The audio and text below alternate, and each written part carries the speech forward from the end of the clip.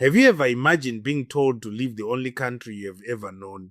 Imagine waking up one morning and discovering that the place where you were born, where you went to school, where you made friends and built your dreams, no longer considers you its home.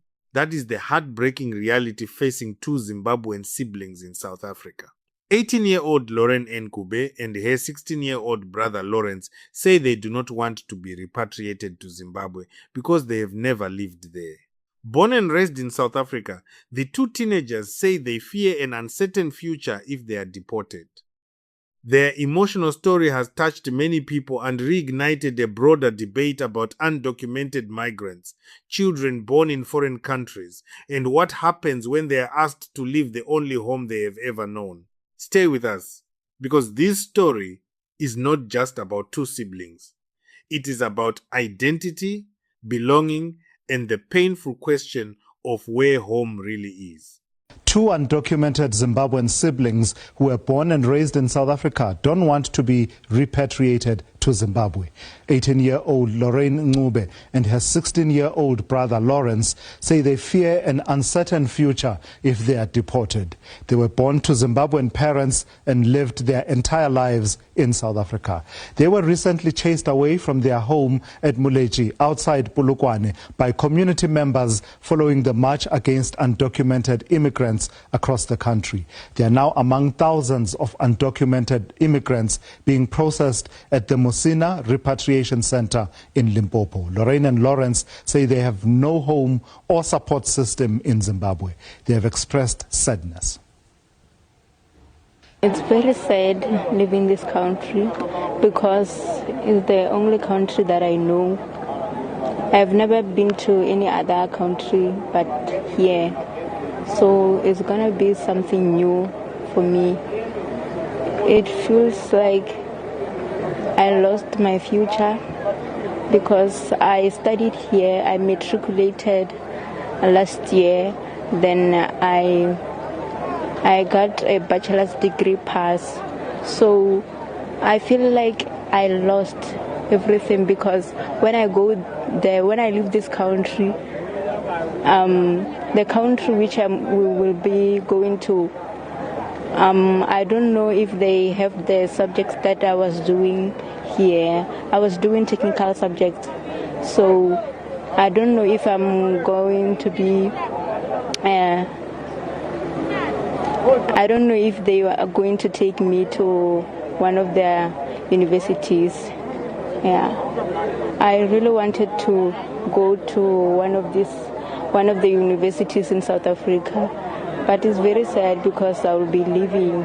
So I feel like I lost hope. I feel sad and humiliated because my friends, yesterday I texted my friend. I said, how is life over there without me? He said, life is bad because like in my class, on extra lessons in my class, I always raise up a hand to do sort of things. I become a volunteer of my class. I represent my class. So leaving what I left behind is very painful.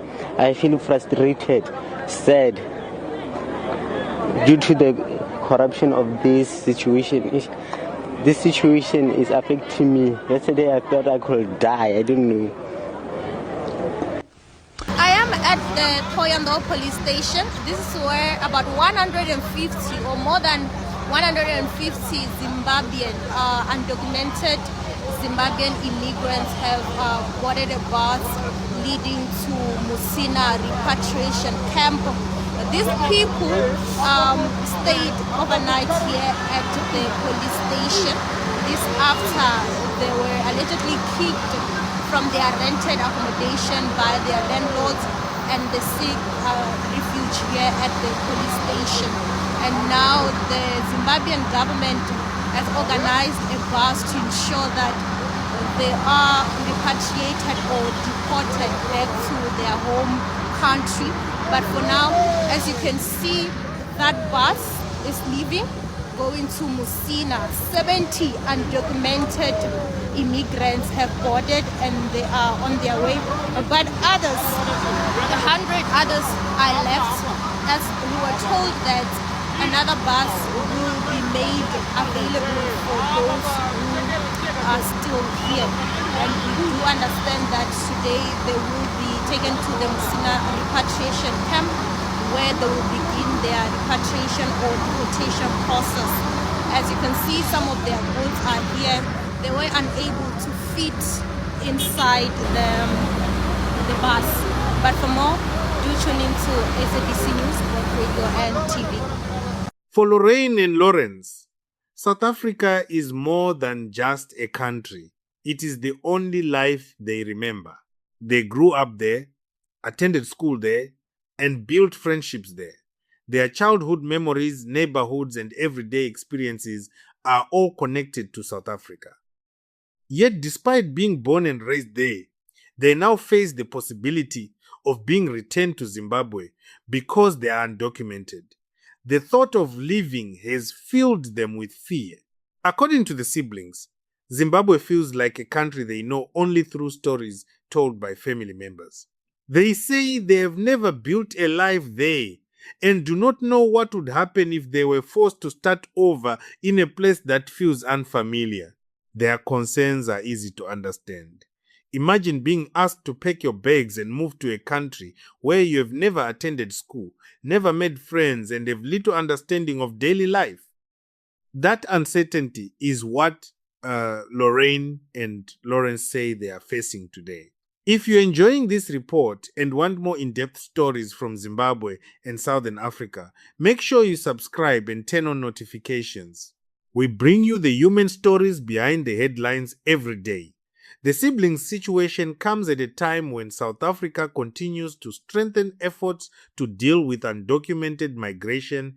Authorities have been carrying out operations aimed at identifying people who do not have legal documentation, allowing them to remain in the country. Those operations have affected people from several neighboring countries, including Zimbabwe. But cases involving children who were born and raised in South Africa often generate particularly emotional reactions. Many people ask the same question: if someone has spent their entire life in one country, gone to school there, and considers it home, where do they truly belong? Others point out that immigration laws apply regardless of where someone grew up if they do not have the necessary legal documentation. This difference in opinion has sparked widespread discussion. Some South Africans believe immigration laws should be applied consistently to everyone, saying documentation is essential for managing migration and protecting the integrity of the country's immigration system. Others argue that young people who had no control over their parents' immigration status should not bear the full consequences, especially when they have spent their entire lives in South Africa. For Lorraine and Lawrence, however, the debate is deeply personal. This is not simply about politics or immigration policy. It is about their future. It is about where they will live. It is about whether they will be separated from friends, communities, and everything they have ever known. Many Zimbabweans watching the story have also expressed sympathy for the siblings.